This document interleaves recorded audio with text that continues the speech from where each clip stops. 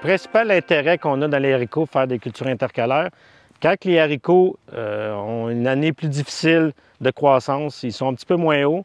Puis pour la récolteuse, il y a plus de pertes à la récolte parce qu'il y a moins de végétation, moins de feuilles d'haricots.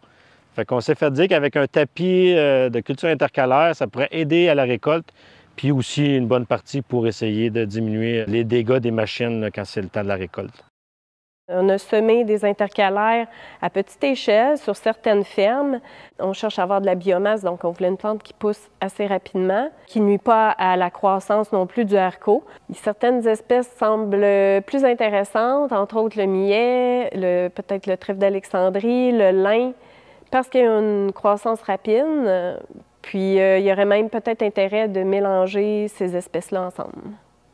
On n'a pas été capable de tirer des conclusions, mais dans le futur, il faut vraiment essayer de faire à un peu plus grande échelle pour mieux valider l'intérêt des cultures intercalaires qui améliorent la récolte. C'est de trouver une culture qui va être en symbiose avec le haricot, puis qui ne dérangera pas notre semis de blé d'automne à l'automne après la récolte. Dans les haricots, quand on décide d'implanter des intercalaires, il faut vérifier les herbicides qu'on utilise parce que certains herbicides vont empêcher la croissance des intercalaires. Donc, il faut essayer de travailler plus avec des herbicides de contact que des herbicides résiduels. Fait qu'il faut revoir la stratégie herbicide avant de penser intercalaire. Dans le biologique, c'est moins un problème parce que, bon, on sème l'intercalaire au dernier sarclage, donc il n'y a pas de souci. L'autre avantage dans les intercalaires, dans l'haricot, c'est le fait d'avoir semé une plante qui, après la récolte, va poursuivre sa croissance jusqu'à l'automne. Donc, il va améliorer le sol, puis protéger le sol.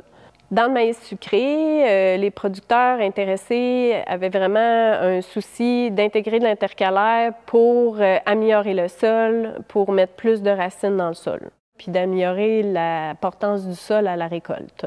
Dans le maïs sucré, on espère beaucoup faire mieux que dans le maïs grain. On avait essayé, ça fait plusieurs années qu'on essaye de faire des intercalaires dans le maïs grain. Mais quand le maïs grain est très beau, on a un résultat décevant. Souvent, nos semis sont bons, la levée est bonne, mais avec tout le feuillage et le manque de soleil, on les perd en cours d'année. Ce qu'on espère dans le maïs sucré, qui est une plante beaucoup moins haute, beaucoup moins volumineuse, semée, espacement plus grand, pourrait être bénéfique pour les cultures intercalaires.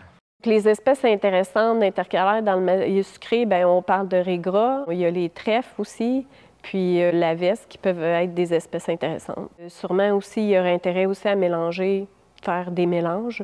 Dans le maïs sucré biologique, dans le fond, il y a un intérêt d'intégrer les intercalaires, mais de choisir des espèces plus légumineuses pour pouvoir fournir de l'azote pour l'année suivante, pour la culture suivante. Donc, on parle de trèfle et de veste. Puis aussi, on n'a pas le souci des herbicides.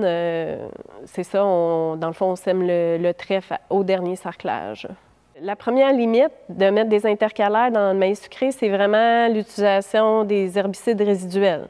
Les herbicides résiduels sont quand même assez complets, donc ça limite vraiment le choix d'espèces qu'on peut mettre.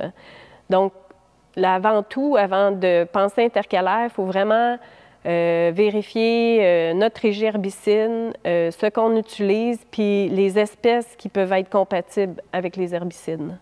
Les haricots, on n'a pas eu besoin de faire de changement d'herbicide, on était déjà en mode contact. Surtout dans le maïs sucré, il y avait un produit qu'on utilisait et puis qui marchait très bien, mais en voulant faire des cultures intercalaires, il nous empêchait de le faire à cause de la résidualité du produit. Fait que oui, ça amène quelques défis pour les herbicides, là, à choisir le bon. Puis là, comme cette année, là, on a pris un herbicide qui a bien marché sur le moment, puis là, il y a eu des repousses de mauvaises herbes, fait qu'il va falloir gérer un peu nos mauvaises herbes qui repoussent aussi. Puis la culture intercalaire bien faite pourrait empêcher ces genres de mauvaises herbes-là.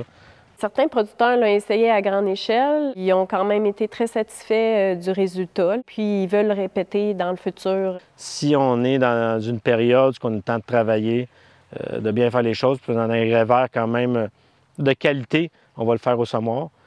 Sinon, on a un épandeur de précision pour les quantités plus grandes, la rapidité du chantier. Et puis, on a aussi un épandeur pneumatique pour avoir un peu plus de précision et puis essayer d'enfouir un petit peu la semence. La première motivation pour tous ces essais, pour tous ces efforts, c'est la qualité de nos sols. J'y crois, Puis chaque année, on y croit. C'est juste de trouver la recette gagnante qui fait notre bonheur. Puis qui va essayer le taux de réussite soit le plus élevé possible à chaque année.